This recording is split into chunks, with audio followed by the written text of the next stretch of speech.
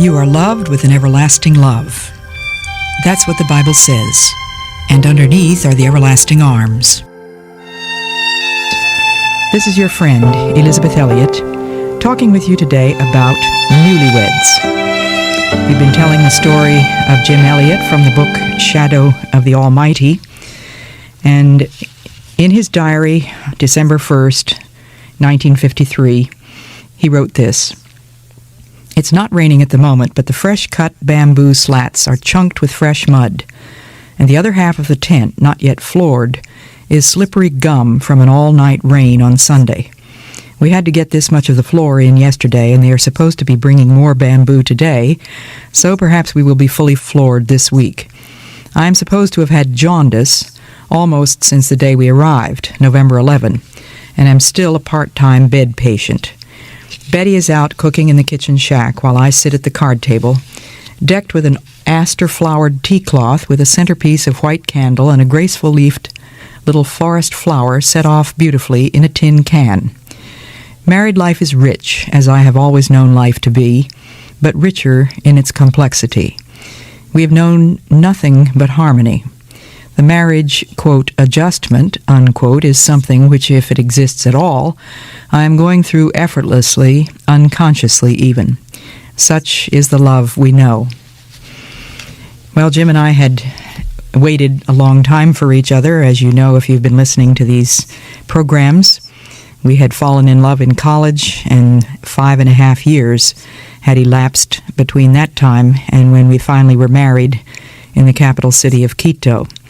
After a honeymoon in Panama and Costa Rica, we got some Indians to come up the Puyo River to a little town called Puyo, which was at the end of the road that came down from Quito, and they transported us with our belongings in 2 wooden dugout canoes down the Puyo River to where it meets the Pastaza, a little place called Puyo Pungu.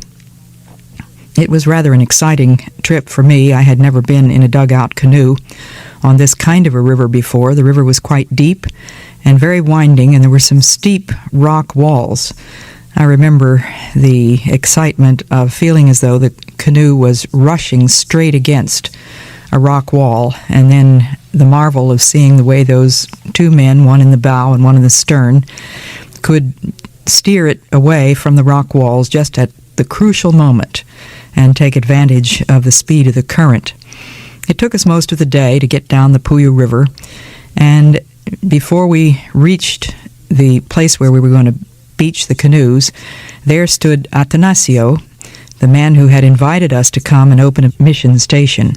He and his 2 wives and about 15 children were standing on the bank, yelling and shouting and waving. We couldn't hear what they said for a long time, but as we finally pulled up, we could hear him saying, "So you are a word fulfiller."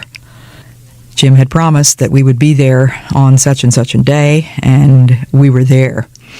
Everyone immediately participated in unloading the canoes. I had a tiny little iron stove in a wooden case that I had bought from Sears Roebuck and brought down to Ecuador from the States when I first went out. I remember that it cost me $17. It was worth its weight in gold. It had 4 lids and a tiny oven just big enough to make 2 loaves of bread. We had a steel trunk, which was really some kind of an ammunition case that we'd bought in a second-hand store. We had a little folding organ, a folding bed, and innumerable boxes and steel drums, and an enormous, heavy 16-foot tent, which was going to be our house until we would be able to get a house built. The Indians could not have been kinder and more generous in their welcome. They seemed to be thrilled to death to have missionaries there for the first time, and the children were excited about the fact that we were going to establish a school. That evening they gave us wood, water, fresh eggs, papaya, smoked fish, and plantains. We slept in a little shack which was just about to fall down. I remember the size of the cockroaches.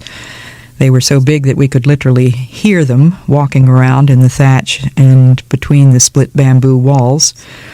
The shack was too low for either Jim or me to stand up straight. but we were very thankful for a roof over our heads.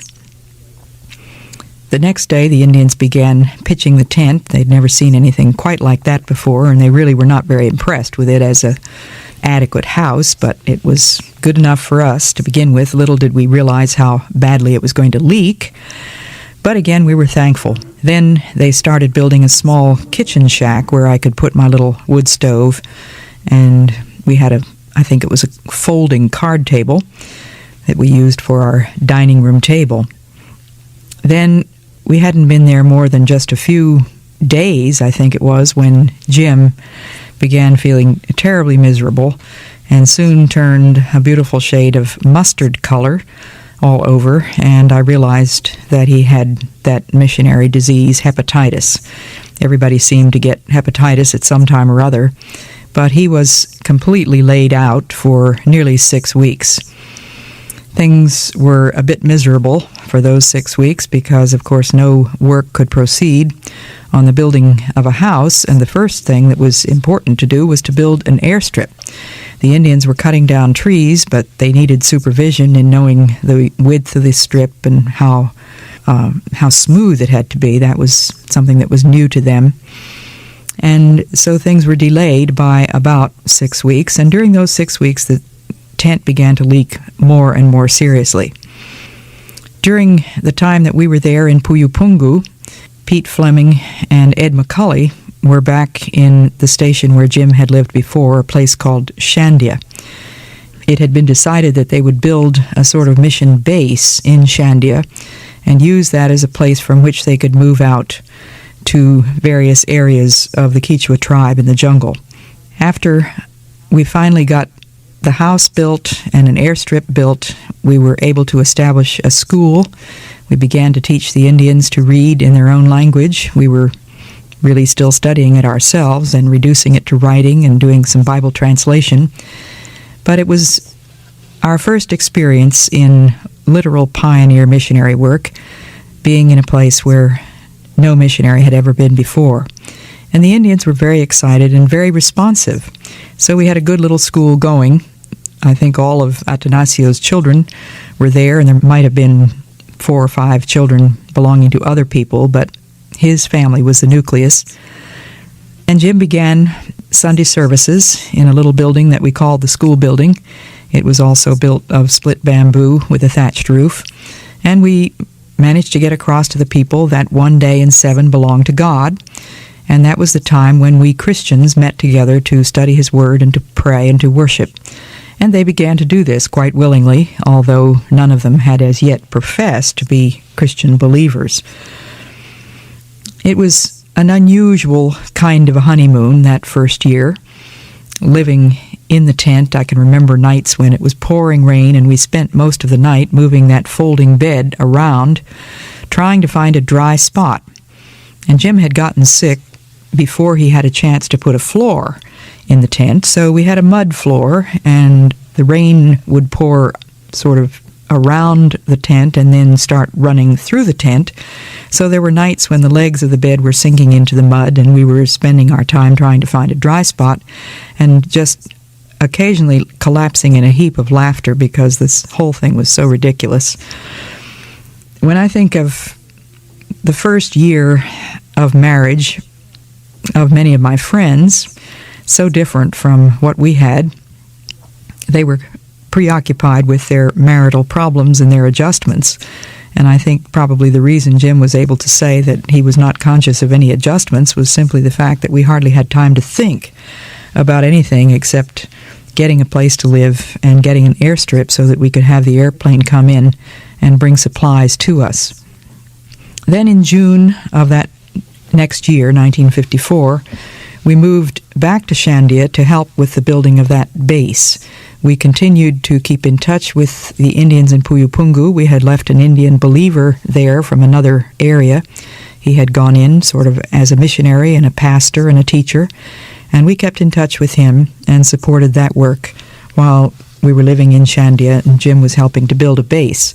It was a thrill for him to be back with his friend Ed McCulley. They had gone to college together, and they began building this base. Jim's father came down from the States, and they began mixing cement and hiring Indians to clear the bush and to build a house for us. It was rigorous work, mixing cement by hand, setting up forms, hauling sand and rocks from down on the riverbed, which was 50 feet below the cliff where our house was to be built. On October the 8th, 1954, Jim wrote in his diary that it had been the happiest and busiest year of his life. I remember one friend of mine who told me she had cried more in her first year of marriage than ever in her whole life put together. And I guess that's a rather common experience, but that was certainly not mine, and I was very grateful. However, like all new brides, I found that this man that I thought was such a prize package did turn out to be a surprise package. There are a whole lot of things that you don't know about a man until you're actually married. But he was God's gift to me, and so we began to learn the lessons of love and sacrifice and self-giving. Each for the other should be the motto of every married couple. Not for me and myself and I, but each for the other. Love gives. Love lays down its life. That's called a surprise package, Newlyweds.